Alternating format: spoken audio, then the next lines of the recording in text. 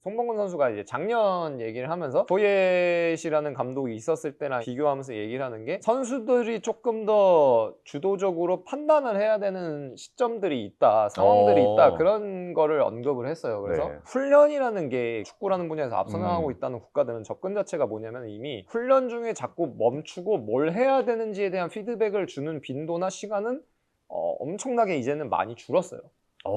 예. 특정 상황을 연출하는 거죠. 그래서 공간을 구분하는 거라든지 아니면 특정 룰을 부여함으로써 뭔가를 자꾸 하는 상황을 유도해서 특정 판단을 선수가 할 수 있게끔 유도를 하는 거예요. 그러니까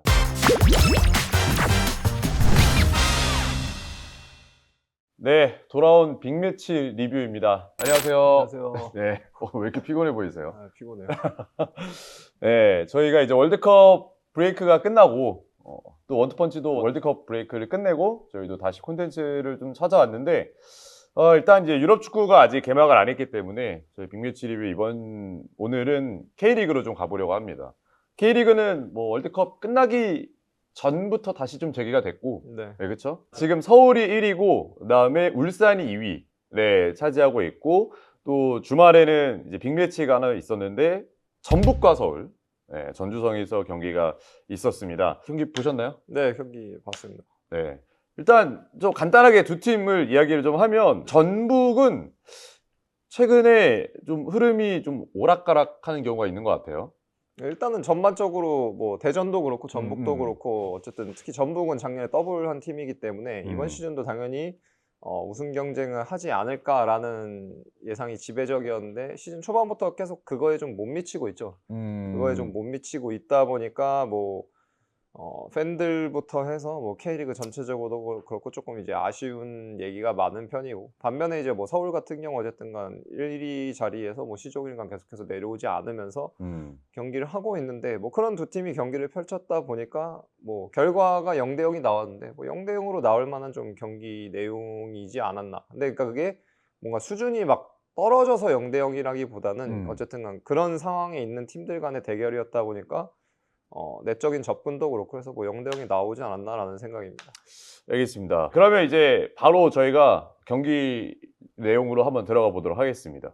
일단 흰색이 전북으로 볼까요? 네, 흰색을 전북으로 놓고 뭐 이제 완전히 색이 일치하지는 않지만 서울 같은 경우를 주황색으로 좀 놓고 얘기를 해보겠습니다. 시작부터 말씀을 드리자면은 양 팀 모두 다 수비라는 관점에서 보면은 접근 방식이 거의 대동소이했어요. 대동소이해서 뭐 후반전에 변화가 있기는 했지만 일단은 기본적인 세팅 값으로 보게 되면은 거의 이제 약간 4-4-2에서 시작은 하는데 이제 거의 4-2-3-1 형태로 이제 수비를 하는 거였고 양 팀 모두 다 기본적으로 이제 디폴트 값으로 가져가고자 했던 거는 이제 부분적으로 이제 맨투맨이죠. 그래서 원톱 같은 경우에는 이제 센터백 둘에 대해서 여기서는 수적으로 이제 2대 1에 놓이기는 하는데 나머지 부분에서는 다 맨투맨이어서 기본적으로 이제 제일 핵심적이었던 건 미드필드에서 3대 3 구도죠. 여기서 붙고 하면서 이제 뭐 예를 들어서 안데르손 같은 경우가 뭐 김진규 선수를 맡고 그다음에 뭐 오베르단을 손정범 그다음에 하나 밑에 바베츠 같은 경우가 이제 강상윤 이렇게 해서 3대 3 구도로 막아버리고 여기서 이제 계속해서 그냥 맨투맨식으로 따라가게 되고 그러면 이제 자연스럽게 센터백 같은 경우와 하나는 프리가 되고 윙은 풀백이 그리고 그다음에 이쪽에서 또 수비하는 쪽 윙이 풀백을 맡게 되면은 자연스럽게 최후방이랑 최전방에서만 수적 열세 혹은 수적 우위가 발생하고 이제 나머지는 다 1대1 구도로 이제 막을 수가 있게 되는데 양 팀 다 이제 기본적으로는 저는 제가 봤을 때는 구도가 다 이렇게 됐다고 봅니다. 그러니까 서울이 전북을 수비할 때도 그렇고 전북이 서울을 수비할 때도 그렇고 이제 양 팀 구도가 나왔는데 이제 이 과정에서 이거를 풀어나가는 형태에서 조금 최후방에서부터 차이가 있었던 거죠. 일단 전북 입장에서 그러면 어떤 차이가 좀 있었는지 좀 볼 수 있을까요? 네, 그래서 전북이랑 서울을 놓고 말씀을 드리면 이제 거의 이게 가장 큰 차이라고 볼 수 있는데 육안으로 보셨을 때도 직관적으로 제일 드러나는 큰 차이는 뭐였냐면 이 센터백의 폭이에요.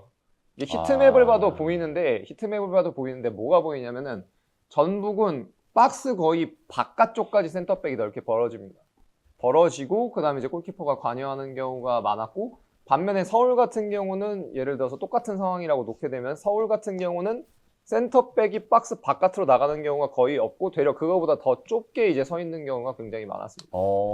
그래서 그냥 이걸 왔다 갔다 하면서 좀 설명을 계속 드릴 텐데 전북으로 이제 다시 돌아서 보게 되면 전북은 이렇게 센터백이 넓게 벌어졌다 보니까 가져갈 수 있었던 어드밴테이지는 계속해서 뭐냐면은 여기서 원톱이 결국에는 한쪽을 막고 보통 우리가 얘기하는 채널링을 하는데 채널링을 하더라도 이게 평균적으로 봤을 때 거리가 멀죠. 그렇죠. 예, 거리가 멀게 되고 특히 이제 전반에 초중반까지 보게 되면 조이제 선수가 이 서울 진영까지 넘어와서 슈팅을 2차례 정도 가져가는데 그게 이제 도드라졌던 게 뭐냐면은 이런 구도다 보니까 여기서 오른쪽 센터백이 그냥 공을 가지고 어떻게 하는 거예요?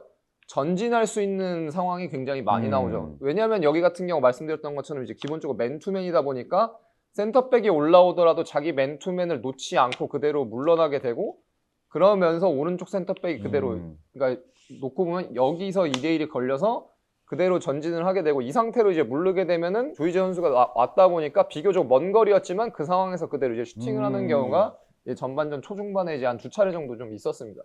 그리고 또 여기 이거랑 이제 더불어서 전북 같은 경우는 이제 왼쪽에서 이제 계속해서 조금 이슈가 있었던 게 뭐냐면 혹은 이제 상대한테 문제를 만들어냈던 게 뭐냐면은 제가 말씀드렸던 게 이제 결국에는 미드필더가 이제 3대3 구도라고 말씀을 드렸잖아요. 미드필더가 3대3 구도였는데 여기서 이제 전북 같은 경우는 상대를 좀 더 까다롭게 했던 부분이 뭐였냐면 이제 이승우 선수 존재죠. 이승우 선수 같은 경우는 다들 아시다시피 터치라인에 벌려서 이제 공을 잡는 경우도 있지만 그것보다는 조금 더 반 라인 내지 한 라인 정도 내려가서 공에 직접 관여되는 경우가 많고 혹은 이제 뭐 김승섭 선수 같은 경우에는 센터백이랑 풀백 사이에 있다가 김천태도 보면 여기서 이제 뒷공간으로 빠져들어가거든요. 근데 이승우 선수 사실 이런 움직임이 그렇게 많지는 않습니다. 그래서 말씀드렸던 것처럼 어쨌든 기본적으로 중앙으로 반 라인 정도 내려가서 공에 직접적으로 관여되려고 많이 하는 유형인데 그러다 보니까 결국에는 구도가 어떻게 나오는 거예요? 방금 3대3이라고 말씀을 드렸지만 이승우 선수 때문에 실질적으로는 몇 대 몇이 나오는 거예요? 4대3이 네, 4대3이 나오는 거죠. 그래서 등 뒤에 자꾸 손정범 선수 같은 경우가 좀 많이 걸렸는데 등 뒤에 이승우 선수가 자꾸 있다 보니까 제가 맨날 말씀드리는 이게 보이지 않는 선으로 이제 놓게 보면 아무리 대인 방어를 하려고 해도 여기까지 왔는데 이걸 갈 수는 없거든요. 그렇죠. 이렇게 가면 어떻게 돼요? 그냥 여기서 풀백이 빠져버리게 되고 이제 들어갈 그렇죠. 수가 있다 보니까 특히 이제 어쨌든 간 최우진 선수가 나왔고 최우진 선수도 이제 왼발 정발이다 보니까 여기서 들어갈 수가 있어서 이것까지는 따라갈 수가 없거든요.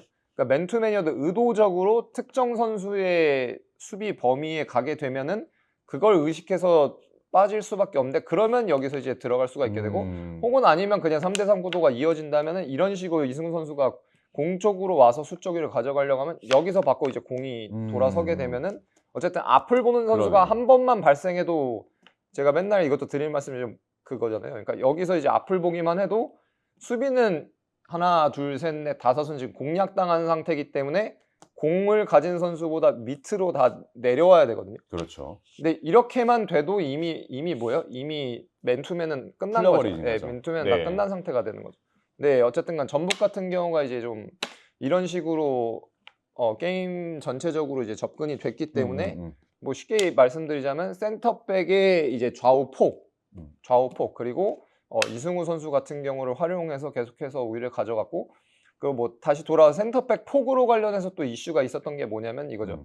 그러니까 원톱 같은 경우가 이제 채널링을 하더라도 이제 거리가 너무 멀다고 말씀을 드렸는데 이렇게 센터백 같은 경우가 계속해서 넓게 서 있다 보니까 좌우폭을 넓게 벌려 서 있다 보니까 경기 중에 계속해서 나타나는 현상은 또 뭐였냐면 특히 뭐 골키퍼가 공을 가졌을 때도 그렇고 이제 나타나는 현상이 뭐냐면 이 김영빈 선수를 막아야 되는 게 자연스럽게 페어가 형성이 어떻게 돼요? 여기서 원톱이 아니게 되고 클리말라가 아니고 정승원이 되게 되는 거죠. 정승원 선수가 나오게 되는데 그러면 자연스럽게 이제 일어나는 현상이 뭐냐면은 그러면 또 이제 최준 선수 입장에서는 이제 걸리는 거예요. 그렇죠. 원래 맨투맨 구도였기 때문에 여기서 2대2 구도로 측면을 막는 건데 여기서 정승원 선수가 가게 되면은 최준 같은 경우 여기서 뭐야 이거 내가 최우진을 막아야 돼 이승우를 막아야 돼가 걸리게 되고 그러면서 이제 한쪽으로 갔을 때는 여기가 열리고 만약에 이승우 선수 쪽으로 갔을 때는 이제 이 최우진 선수 같은 경우가 프리가 될 수 있게 되죠. 그래서 그 후반전에 53분경이었을 거예요. 53분경에 이제 나온 찬스를 한 차례 보게 되면은 그게 아마 골키퍼에서 찼나? 이게 센터백에서 들어갔나? 제가 정확하게 기억은 안 나는데 그러니까 이런 상황이 열려서 최우진 선수한테 여기서 공이 다이렉트로 들어갔고 원래였다면 정승호 선수가 막아야 되는데 이게 이 라인이 공략당한 상태로 갔다 보니까 여기서 이 구도가 벌어지고 이게 센터백 사이가 벌었을 때 여기서 이제 기티스한테 공이 들어갔다가 프리 상태에 있던 이승우 선수한테 공이 떨어져서 이승우 선수가 슈팅을 했거든요. 맞아요. 그러니까 그게 이런 상황에 의해서 이제 발생이 된 거였죠. 그래서 사실은 전북 같은 경우, 그러니까 저는 항상 드릴 말씀이지만 맨투맨 구도로 하면은 까다로워요. 왜냐면 이제 앞을 보는 선수가 안 나오기 때문에 공이 깨끗하게 전개가 되기가 힘든데 어쨌든간 전북 같은 경우는 시작점 자체는 시발점 자체는 이제 센터백의 좌우폭을 넓게 가져갔고 그러면서 시작돼서 뭐 중원에서의 4대 3이라든지 그리고 거기서 시작돼서 이제 풀백 같은 경우 최유준 선수가 프리가 돼서 그래도 조금 서울보다는 훨씬 더 경기를 그래도 지공 상황에서는 포지셔널 어택할 때는 조금 더 잘 유기적으로 가져갔다라고 좀 생각을 하고 있습니다. 확실히 페어로 일단 묶여있는 싸움이다 보니까 이 경기를 좀 원활하게 푸는 것 자체가 사실 쉽지는 않잖아요. 네. 네. 그 가운데에서 센터백의 폭을 통해서 기본적으로 그 시작을 했고 특히 왼쪽에 이승우라는 캐릭터가 또 있기 때문에 또 이승우가 한 번만 앞을 보게 되는 상황만 또 연출이 된다면 뭐 지금처럼 최우진도 살아날 수 있는 방법들도 있고 이런 식으로 좀 어쨌든 경기를 좀 풀어나가는데 결국에는 뭐 득점을 만들지는 좀 못하긴 했죠. 네. 이제 그러면 이제 거꾸로 아까 뭐 서울 같은 경우 또 똑같이 말씀을 드렸지만 그렇죠. 이제 서울 같은 경우는 그러면은 전북이 본인들이 했던 거랑 거의 동일하게 수비를 했을 때 어떻게 했는지에 대해서 또 잠깐 얘기를 해보겠습니다. 시작점 자체는 동일한데 근데 차이가 있다면 아까도 잠깐 말씀드렸던 것처럼 서울은 센터백이 넓게 벌리지 않아요. 되려 박스 안쪽에 있고 이거는 또 뭐 아까도 얘기했지만 히트맵 보면 나옵니다.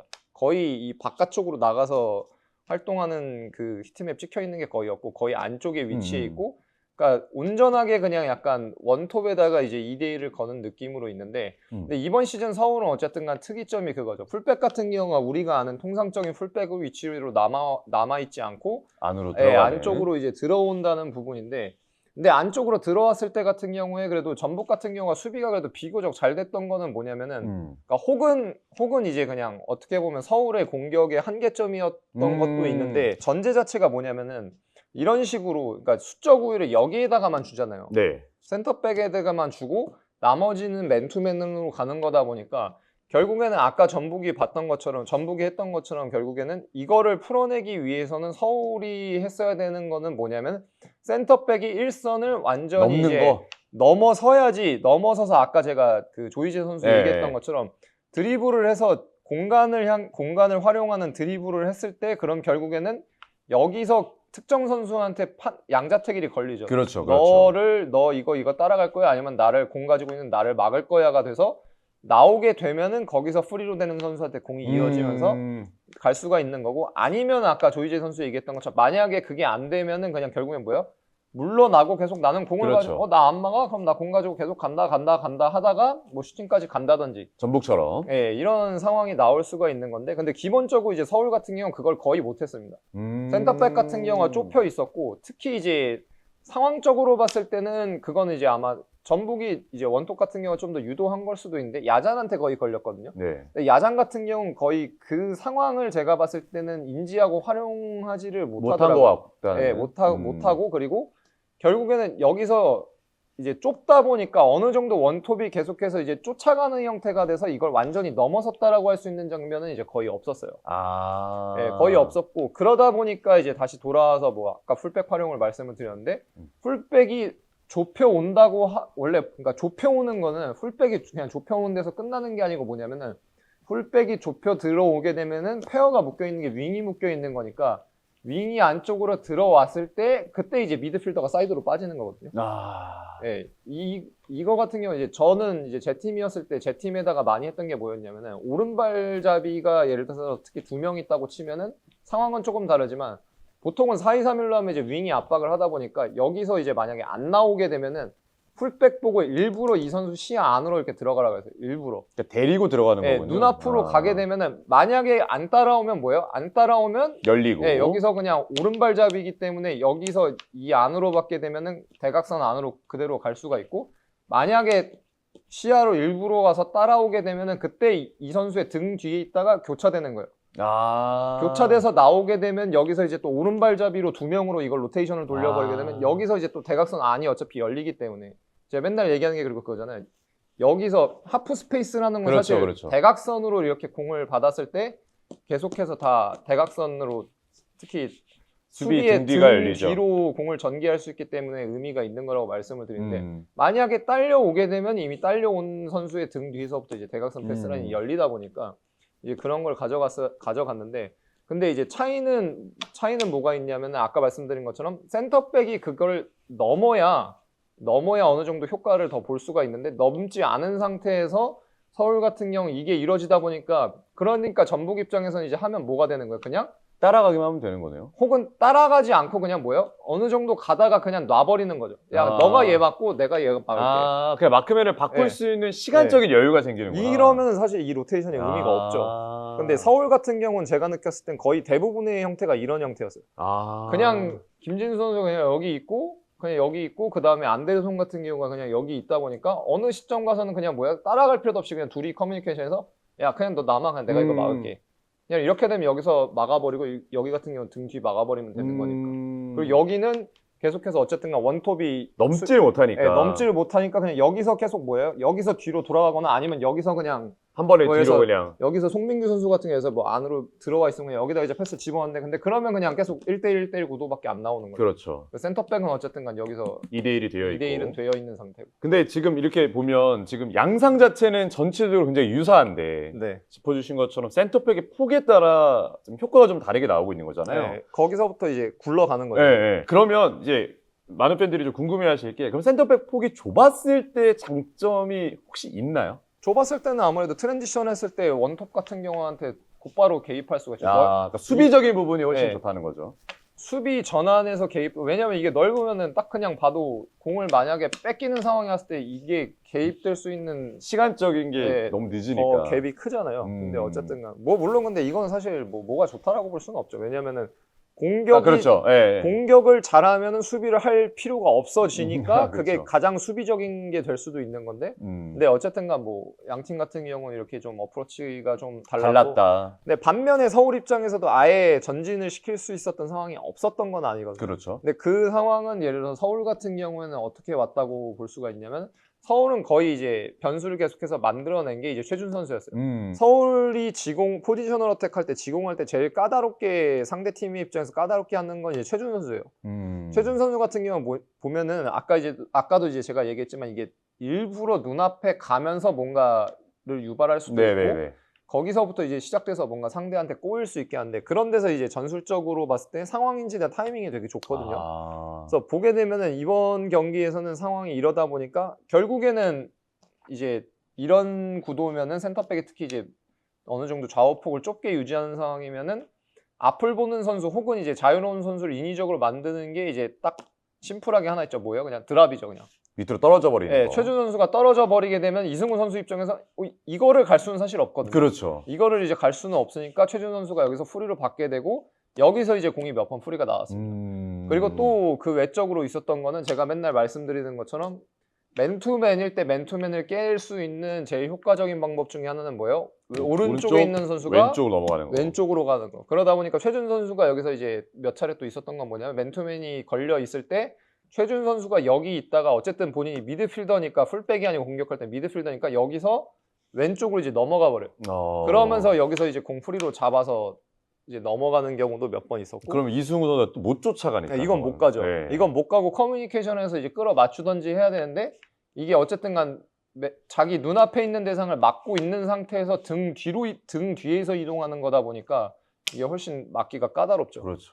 네. 이 상황에서 상황 인지를 하는 게 쉽지 않잖아요. 네, 막기가 까다롭기 때문에 이런 걸로 이제 상황이 풀렸었는데 그래서 뭐 요약을 하자면은 전북 같은 경우는 좀 더 전체적인 구조에서 이제 맞물려 들어가면서 상황을 해결해서 나왔고 서울 같은 경우는 거의 제가 봤을 때는 센터백은 야자는 특히 좀 아예 이거 인지를 못 하더라고요. 어디서 어드밴테이지를 가져갈 수 있는지 인지를 못 했는데 거꾸로 얘기하자면 거의 최준 선수 개인의 움직임에 의해서 특정 상황이 만들어지면서 혹은 선수의 개인 판단에 의해서 서울 같은 경우는 조금 상황을 해결해서 나오는 모습들이 있었죠. 형태가 유사한 부분이 꽤 많았기 때문에 네. 그야말로 진짜 한 끗 차이 승부가 계속 좀 지속이 됐었는데 결국에 뭐 차이는 없었고 네. 스코어적인 차이는 없었고 0대 0으로 그대로 이제 마무리가 됐습니다. 전북으로 다시 좀 이야기를 해볼게요. 어쨌든 뭐 오늘 이 서울 경기도 나름의 파해법을 좀 가지고 나와서 그래도 홈에서 좀 주도를 하려는 모습들이 있었는데 결국에는 이제 득점이 되지는 못했거든요. 네. 뭐 최근에 뭐 이승우 선발로 다시 쓰는, 그러니까 이승우를 선발로 쓰는 방법도 좀 생각을 하고 있고 김예건이 또 등장을 하는 경우도 있는데 네. 좀 코치님 보셨을 때는 좀 공격에 대해서 좀 아쉬운 부분들이 뭐 있는 게 있는지 그게 또 좀 궁금하긴 합니다. 그러니까 뭐 저는 모르겠어요. 그러니까 예를 들어서 뭐 이승훈 선수 교체돼서 나간 것도 이제 뭐 말이 많은 걸로 알고 네. 있는데, 그러니까 그게 그러니까 저는 그러니까 좀 그냥 중립적인 입장에서 아, 그쵸. 말씀을 아예 드리자면 중립적인 저는 뭐 입장에서. 전북 팬도 아니고 뭐 전북을 뭐 아니면 전북 싫어하는 것도 네. 아니니까 그냥 객관적으로 특히 이제 어쨌든 저도 작년에 이제 팀 안에 있었다 보니까 말씀을 드리자면은 저는 그러니까 약간 그게 지극히 결과론적이라고 생각이 되는 부분은 있어요. 그러니까 뭐냐면은 당연히 이번 시즌 뭐 전북이 기대치만큼 못하다 이런 거는 있지만 예를 들어서 지금 엄청 덥다고 얘기를 하잖아요. 그쵸. 네, 날씨가. 네, 덥다고 얘기를 하고 이렇게 맨투맨 형태로 경기가 지속이 되면 사실 체력적인 소모가 실제 체력도 있지만 정신적으로 또 소모가 되게 크거든요. 근데 뭐 물론 그러니까 꼭 그렇다는 건 아니지만 그런 관점에서 보자면은 제일 체력 소모가 크다고 볼 수 있는 좌우 측면이랑 뭐 최우진 선수도 나갔는데 풀백을 교체한 게 문제가 되나 싶어요. 그러니까 예를 들면 거꾸로 그럴 때가 있잖아. 아, 왜 체력적으로 힘들어 보이는데 왜 안 빼라고 할 때가 그럴 때도 있는데 있죠. 근데 그럴 때 이기면 아무 말 안 하잖아. 아, 그쵸, 그쵸. 근데 이제 지면은 왜 체력적으로 힘든데 안 빼라고 하는데 근데 거꾸로 이번 경기 같은 경우는 보면은 0대 0을 비기고 그런 결과랑 그러니까 아무 상관없이 정황상 봤을 때 좌우 측면이랑 풀백을 교체한 게 문제가 되냐는 거죠.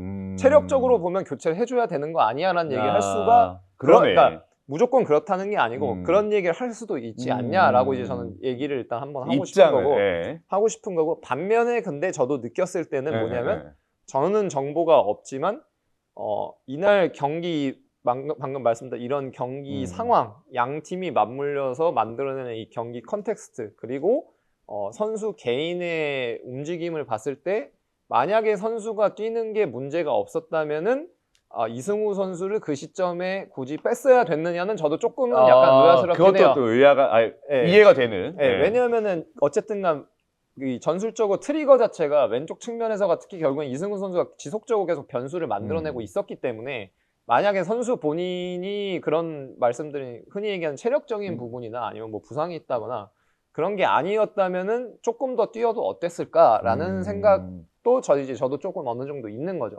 나쁘지 않았기 때문에 조금 있는 거. 물론 근데 그건 있어요. 이게 좌우 측면을 다 바꿨다 보니까 역할로 굳이 말씀을 드리자면 뭐 100%는 아니지만 선수 성향상 그게 저절로 나온 거겠지만 이탈로 선수가 이제 김승섭 선수가 했던 것처럼 주로 1선에서 뒤로 뛰는 상대 백라인에다가 부하를 거는 입장이었고 김예건 선수가 들어갔을 때 같은 경우가 이제 후반전에도 막판에 보게 되면은 결국에는 그 아까 말씀드렸던 3대3 구도에서 이제 좀 변수를 계속 만드는 역할을 했어요. 여기 있는 게 아니고 여기 있는 시간이 더 길었기 때문에 이승우가 했던 걸 반대편에서 김예건이 했다고 보면 될 것 같은데 반대편에서 하는 모습이 어느 정도 보였어요. 그게 뭐 100% 의도한 건지 아닌지는 모르겠지만 그게 결국엔 보였는데 근데 그런 걸 감안하더라도 결국에는 조금 저도 뭐 아쉬운 건 있어요.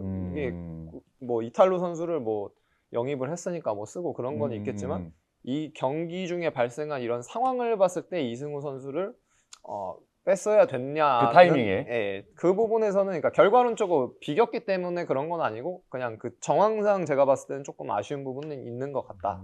뭐 이런 거죠. 팬들이 진짜 궁금해할 것 같은데 최근에 뭐 경기장 가보셔서 아시겠지만 굉장히 덥잖아요. 뭐 습도도 굉장히 높고 실제로는 여름의 K리그 어떤지 경험을 또 해보셨을 텐데. 근데 엄청 힘들죠, 솔직히. 뭐 저도 작년에도 제가 뛰는 건 아니지만 이제 경기를 하는 것 자체가 사실은 되게 힘들고 그리고 컵 경기를 한 팀도 있고 안 하는 팀도 있긴 합니다만 이게 주중 경기하고 이러는 건 진짜 완전히 다른 얘기예요, 솔직히 말해서. 이게 어느 정도만 뛰어도 막 뭐 거의 뭐 이게 호흡 같은 경우도 사실 잘 안 되고 신체적으로 아예 이 생리적으로 기능 자체가 떨어지는 수준이기 때문에 뭐 탈수나 이런 것도 말할 것도 없고 그래서 굉장히 힘들거든요. 근데 뭐 다 하는 얘기지만 그것도 그죠. 그러니까 한 팀만 그런 건 아니고 모든 팀이 다 그런 거니까. 근데 굉장히 힘든 조건에서 사실 경기하는 거는 맞죠.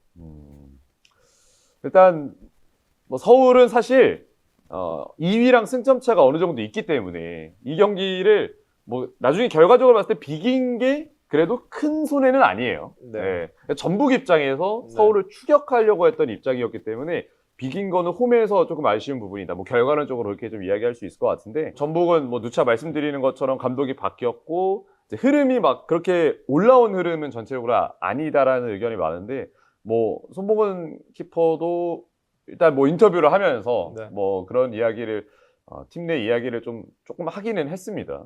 그거 한번 보셨나요 혹시? 네, 인터뷰 봤는데, 그러니까 다른 부분은 사실 모르겠고, 뭐 이렇게 음. 선수들끼리 뭐 회식도 그쵸, 하고 그쵸, 했다, 그쵸. 막 이런 거 예. 얘기하면서 아무래도 송병구 선수도 또 전북 어쨌든간 있었던 시간이 꽤 굉장히 있잖아요. 길기 때문에 뭐 음. 얘기를 했는데, 저는 다른 거는 뭐 다 각자 개인의 의견이 있는 거니까. 왜냐면 팀 안에 있다 보면은 선수들 안에서도 다 각자 의견이 갈리죠? 달라요. 또 예. 그리고 특히 뭐 골키퍼 입장이랑 뭐 필드 플레이어, 필드에서도 뭐 미드필더 입장, 또 센터백 입장이랑 또 전방에 있는 선수 입장이랑 또 그게 그렇죠. 생각하는 바가 다 다르고, 그리고 선수도 어쨌든 간 개인이기 때문에 각자 뭐 다른 의견을 가질 수는 있죠. 근데 그거 외적으로 이제 저는 좀 얘기를 해볼 만한 부분은 이제 뭐가 있다고 생각하냐면은, 이제 송범근 선수가 이제 작년 얘기를 하면서 네. 이제 이 포예시라는 감독이 있었을 때랑 이제 비교하면서 얘기를 하는 게, 선수들이 조금 더 주도적으로 판단을 해야 되는 시점들이 있다, 상황들이 있다, 그런 거를 언급을 했어요. 그래서 네. 그러니까 저는 그거 같은 경우는 그래도 조금 유의미하다고 생각을 하는 게 뭐냐면은, 이게 제가 뭐 다른 데 나와서도 이제 몇 번 월드컵 이후로 특히 얘기를 했습니다마는, 그러니까 훈련이라는 게 결국에는 좀 아직도 국내는 차이가 뭐냐면은, 훈련이라는 거는 결국에는 뭐 우리가 얘기하는 스페인을 비롯해서 유럽에서 좀 축구를 그래도 축구라는 분야에서 앞서 나가고 있다는 국가들은 접근 자체가 뭐냐면, 이미 이게 결국엔 인간이 하는 활동이다 보니까 뇌과학 관점에서 접근을 해서 훈련 중에 자꾸 멈추고 뭘 해야 되는지에 대한 피드백을 주는 빈도나 시간은 엄청나게 이제는 많이 줄었어요. 예. 그러니까 그거는 결국에는 뭐냐면은 로봇처럼 뭔가를 이거 해, 저거 해라고 얘기를 하는 건데, 그게 아니고 훈련이란 거에 대한 접근 방식 자체가 결국엔 어떻게 바뀌었냐면은, 특정 상황을 연출하는 거죠. 그래서 공간을 구분하는 거라든지 아니면 특정 룰을 부여함으로써 뭔가를 자꾸 하는 상황을 유도해서 특정 판단을 선수가 할 수 있게끔 유도를 하는 거예요. 그러니까 훈련이라는 건 이제는 그냥 그 상황을 주고, 상황을 내가 최대한, 그래서 방송이면 내가 PD 작가면은 그 판을 내가 만들어 놓고 내 개입은 최소로 줄이는 거예요. 그러니까 뇌가 하는 거다 보니까, 뇌가 결국엔 자연스럽게 학습을 하는 건 뭐냐면, 그 상황에 자꾸 놓여서, 상황에 이 공을 가진 선수가 자꾸 놓여서 그 주변에 상황을 구성하는 요소들을 인지를 하고 거기서 특정 판단을 내리게끔 하는 건데, 그러니까 그 판단을 좀 더 자주 내릴 수 있는 상황을 훈련 상황에서 규칙이나 아니면 공간 구분으로 연출을 해놓는 거죠. 해놓고 거기서 물론 피드백을 줄 때도 있죠. 피드백을 멈춰서 피드백을 할 때도 있지만, 그거를 최소화시키는 게 뇌과학 기반으로서 봤을 때 가장 효율적인 훈련이라고 판단이 돼서 이제 적용이 됩니다. 그래서 보예 감독 같은 경우에도 뭐 저도 이제 스페인 쪽이나 다 막 교류를 하고 지내지만, 솔직히 말해서 엄청나게 뭔가 선구자다. 현대 축구에 있어서 막 흐름을 주도하는 사람이다라고 보기는 저는 힘들다고 생각해요. 그러니까 이 사람을 폄하하고 그런 게 아니고, 봤을 때, 그러니까 이거는 그냥 냉정하게 봤을 때 그런 입장에 있는 코치는 아니라고 생각해요. 근데 그럼에도 불구하고 그 송범근 선수가 한 인터뷰를 봤을 때는 훈련에 대한 방식에서의 접근이 거기서 드러난다는 거죠. 그러니까 그 상황을 주고 선수가 거기서, 감독도 그러니까 주는 게 뭐냐면은, 그러니까 가이드라인을 주는 거예요. 야, 여기다가 차. 야, 여기다가 패스해. 짧은 패스해. 긴 패스해. 이게 아니고 가이드를 주는 거예요. 이러한 상황이 벌어졌을 때는, 제가 이 컨텐츠를 설명할 때도 그렇지만, 여기서 수적 우위가 발생을 하니까 너가 이 판단을 내릴 수 있어야 된다. 근데 수비에 의해서 다른 상황이 벌어졌을 때는 너가 그걸 인지하고 또 어디서 어드밴테이지가 생기는지 너가 그걸 판단할 수 있어야 된다라고 가이드라인을 주는 거예요. 그러니까 훈련을 멈추는 건 적은 거죠. 센터백이 그냥 백라인을 마주한 상황인데 센터백이 안 왔어요. 가까운 센터백이 안 와서 점프해서, 그럼 어디요? 뒷공간 들어가는 거죠. 근데 이걸 봐야 된다는 거죠. 내 판단에 시각적으로 결정적으로 영향을 미치는 요소. 근데 센터백이 안 나오고 다음 센터백까지 좁혀오고 반대쪽 풀백이 근데 안 왔어요. 그럼 내 판단은 뭐가 돼요? 먼 센터백 등 뒤로. 내 판단은 이게 돼야 된다는 거죠. 음. 근데 이거를 야 여기다 패스해, 여기다 패스해. 가 아니고. 가 아니고 그 정보 그 가이드라인을 주고 훈련에서 이 상황을 연출해놓고 그냥 하라고 하는 거예요. 하게끔. 그러면 약간 의식을 가지고 하던 것들을 이제 약간 무의식으로 좀 만들려는 그런 것들이 이제 훈련이 되겠네요. 네, 근데 이제 결국엔 송범근 선수가 얘기한 건 뭐 정확하게 제가 의도는 모르겠습니다만, 근데 이 흐름을 보면 텍스트를 봤을 때는 워딩이나 이런 걸 봤을 때는 딱 이런 부분인 것 같다고 좀 느껴져요. 그러니까 선수가 주체가 돼서 저도 맨날 얘기하잖아요. 그러니까 이게 설명을 하지만 결국에는 이러한 상황이 만들어지게끔 큰 틀은 주는 거고 그 안에서 판단은 선수가 하는 거예요. 선수가 주체적으로 능동적으로 판단을 하는 거지. 로봇처럼 물론 가끔 그런 경우도 메이비 있겠죠. 있을 수 가끔 있긴 하겠지만 근데 대부분의 경우는 축구는 선수가 하는 거고 팀이 주체이기 때문에 감독이 주체가 아니거든요. 근데 이제 송봉근 선수 그 얘기를 보면은 좀 그런 훈련 방식에 대한 접근에서 이제 차이가 조금 있는 것 같다. 있는 것 같다라고 이제 저희는 뭐 생각을 해볼 수 있는 거죠. 네, 느껴지는 거고 그게 사실은 이제 국내랑 뭐 유럽을 포함해서 이제 해외와의 훈련에 대한 접근에서의 가장 큰 차이죠. 이제 그냥 제일 심플하게 하면 이제 무리뉴 감독이 이제 막 2003년 이럴 때 벌써 얘기를 했던 게 훈련 때 하지 않는 거는 경기 때 요구하지 않는다. 경기 때 하지 않는 거는 훈련 때 하지 않는다. 근데 이게 되게 심플한 얘기면 되게 당연한 얘기거든요. 되게 정답에 가까운 얘기예요. 근데 이게 아직도 국내는 훈련이랑 경기랑 이제 별개되는 게 너무 많아요. 경기 때 하지 않은 거를 훈련 때 하는 경우가 꽤 있고 그리고 훈련 때 하지 않은 거를 경기 때 이제 요구하는 경우가 있고 그리고 훈련 때 아직도 특히 유소년도 이제 보게 되면은 물론 아닌 분들도 있지만 훈련 때 정지시키는 경우가 너무 많아요. 정지시키고 야 여기서 일로 가고 너가 일로 갔을 때 일로 오고 너가 일로 가면 일로 가고 일로 가야지라고 하는데 그거는 이제 결국에는 로봇이죠. 시키는 대로 움직이는. 그러니까 뭐 과르디올라를 비롯해서 그런 감독들을 사람들이 오해하는 게 이 사람들이랑 하면은 선수의 창의성이 죽는다. 라고 이제 얘기를 하는 건데 근데 아니라는 거죠. 왜? 과르디올라 같은 사람이 하는 건 뭐예요?